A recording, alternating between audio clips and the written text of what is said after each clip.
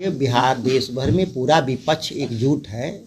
कांग्रेस समर्थित, कांग्रेस लेड हमारे पास यूपीए है, देश भर में महागठबंधन है।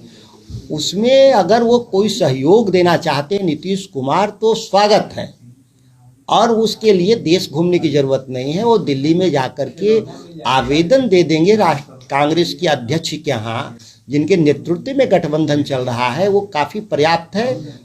मान लिया जाएगा कि आप महागठबंधन के सहयोगी हैं और उसमें सब लोग एकजुट भी हैं। लेकिन आपकी पार्टी तो कहते हैं कि प्रधानमंत्री के उम्मीदवार नीतीश कुमार है। हमारा पार्टी के द्वारा जो घोषित नीति है उसके हम विरोध में थोड़ा ना है। प्रधानमंत्री अगर पार्टी हमारा उनको बनाना चाहती है तो हम लोगों को स्वागत है, इसमें कहाँ किसी को दिक्कत है। हमारे व्यक्तिगत ओपिनियन है कि कोई भी देश में भाजपा के खिलाफ कोई भी देश का प्रधानमंत्री बनने की अगर अहर्ता रखता हो तो न्यूनतम अहर्ता है कांग्रेस का समर्थन होना। आप कांग्रेस का समर्थन इकट्ठा कर लीजिए, बाकी लोग तो सहमत हो ही जाएंगे। नीतीश कुमार के ऊपर आपके बयानों को देखते हुए महागठबंधन के कई नेता आपको बीजेपी का एजेंट बताते हैं।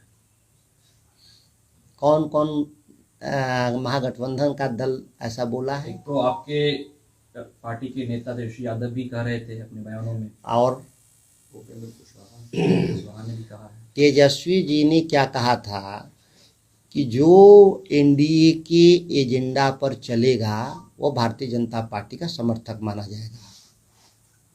वह एनडीए का एजेंडा क्या है कि देश में कृषि कानून नहीं होना चाहिए, मिनिमम सपोर्ट पे खरीद नहीं होना चाहिए। ये एनडीए का एजेंडा है, मोदी जी का एजेंडा, जिसका विरोध देश भर के तमाम राजनीतिक दल और किसान संगठनों ने किया।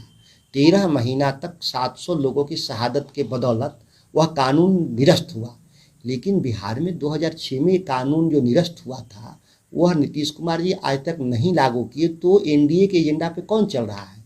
एनडीए के एजेंडा पे नीतीश कुमार चल रहे हैं, भारतीय जनता पार्टी के एजेंडा पे नीतीश कुमार चल रहे हैं। ये उस संदर्भ में उनका बयान था।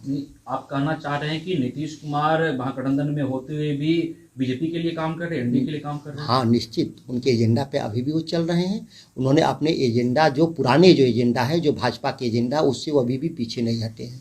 और भाजपा वाले तो इसलिए केवल उन पर आरोप लगाते हैं, तरह तरह का आरोप लगाते हैं कि उनको सत्ता से बेदखल कर दिया है। सत्ता की हिस्सेदारी जो भारतीय जनता पार्टी थी, हिस्सेदार को घर से बाहर निकाल दिए हैं, इसलिए नाराज होकर वो तरह तरह का आरोप लगाते हैं। दोनों तो एक ही है ना। आप विभिन्न सभाओं में नीतीश कुमार के ऊपर कई तरह के शब्द का इस्तेमाल करते रहे हैं। इनसे आहत होकर नीतीश कुमार कह रहे कि उनके बयान का कोई मतलब नहीं निकलता। आरजेडी के कई नेता भी का विरोध कर रहे हैं। जदयू के नेता का कहना है कि आपको पार्टी से निकाल देनी चाहिए। मेरे कौन से शब्द असंसदीय हैं? और संसदीय शब्द की बात नहीं कर, लेकिन नीतीश कुमार के ऊपर जो आपने टिप्पणियां की हैं, किसानों के सवाल पर मांग करना क्यों आहत होते हैं लोग? 10 करोड़ आबादी होगी ना, 14 करोड़ बिहार में आबादी है तो 10 करोड़ किसान। ये 10 करोड़ के सवाल पे मांग से आहत होने की क्या जरूरत है किसी को? हम आए हैं सत्ता में लोगों के काम करने के लिए, कि हम आए हैं केवल हम सत्ता में बैठ कर के हम केवल बैठे रहने के लिए? और उनकी जो जनता के सवाल, जो विधायिका के एक सदस्य होने के नाते जो मेरा मैंडेट है, जो मैं मांग कर रहा हूँ, इससे आहत होने की क्या ज़रूरत है? हमारे तो 243 विधायक रोज सवाल करते हैं। अभी सत्र चल रहा था तो 243 विधायक मिलके हजारों सवाल किए, कहाँ कोई आहत होता है? मेरे सवाल से क्यों आहत कोई हो जाएगा? यानी आप अपने जो बयान है उस पर कायम रहेंगे, इतने प्रकरण होने के बावजूद? आपने जो भी कहा है 17 सालों में कोई कभी देखा है मुझे बयान को बदलते हुए? उपेंद्र कुशवाहा ने कहा है कि आपके खिलाफ कार्रवाई करनी चाहिए, आपके जो विवादित बोल हैं उसको लेकर नीतीश कुमार के बाद आपकी कार्रवाई होगा। मैं जनता दल यू के किसी भी प्रवक्ताओं के किसी भी बयान को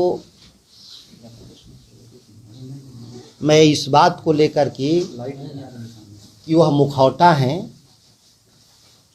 और वो क्या बोलते हैं उसका हमारे पास कोई जवाब नहीं है। मैं शुरू से कह रहा हूं कि मेरी जो सवाल हैं इस राज्य के सत्ता पे बैठे हुए शीर्ष व्यक्ति से सवाल है कि बिहार में मंडी कानून लागू होगा कि नहीं, बिहार में धान गेहूं खरीद में मल्टीपल एजेंसियों की इन्वॉल्वमेंट होगा कि नहीं, बिहार में किसानों को फर्टिलाइजर्स सही समय पर मिलेगा कि नहीं, इन सवालों पर नीतीश कुमार जी के सवाल या तो स्वयं उनको जवाब देना चाहिए या अपनी पार्टी के प्रवक्ताओं से बुलवाना चाहिए। अब ये कार्यवाही जैसा ये तो सड़क पे लोग करते रहते हैं, इस्तीफा दो, हम लोग नारा लगाते हैं, जो सड़क पे जाते हैं तो फला आदमी इस्तीफा दो, फला आदमी को ऐसे कर दो, फला आदमी गद्दी छोड़ दो, ये सब चलता रहता है। ये जन आंदोलनों की भाषा है, तो इस भाषा का मैं क्या जवाब दूँ। तो कहते हैं खरमास बाद आप हट जाइएगा, आरजेडी आपको निष्कासित कर देगी। उपेंद्र कुशवाहा कहे कि खरमास के बाद आरजेडी उनको निष्कासित करेगी। मैं कहा कि उन मुखौटों का मैं क्या जवाब दूं। ये मुखौटे हैं पार्टी के, हमको क्या जवाब देना है इस सवाल पर। और राष्ट्रीय जनता दल के कार्रवाई करने के लिए कोई धार्मिक रूप से अड़चन नहीं न है कि कोई तारीख तय हो कि फला तारीख को होगा, फला तारीख को होगा। ये हमारे पार्टी का अंदरूनी मसला है, वो पार्टी के शीर्ष नेतृत्व के द्वारा मिल बैठ कर तय कर लिया जाएगा। यात्रा शुरू होने से पहले ही मैंने कहा था कि बिहार में उनकी यात्रा का कोई औचित्य नहीं है। उनको बिहार की सभी समस्याओं को अच्छी तरह से मालूम है और सभी समस्याओं को जानने का सबसे बड़ा जो प्लेटफॉर्म है वो विधायिका होती है। और विधानसभा में हम लोग के जो सवाल हैं वो जनता के सवाल हैं, और जब जवाब वहीं वो नहीं दे पाते हैं तो फिर वो घूम करके क्या देखेंगे अलग से। हम लोग उसी के लिए 243 लोग चुन कर आए हैं। हमारे सवाल का जवाब खुद ही यहाँ बिहार विधानसभा में नहीं मिलता है तो दूसरी जगह क्या वो समाधान देंगे।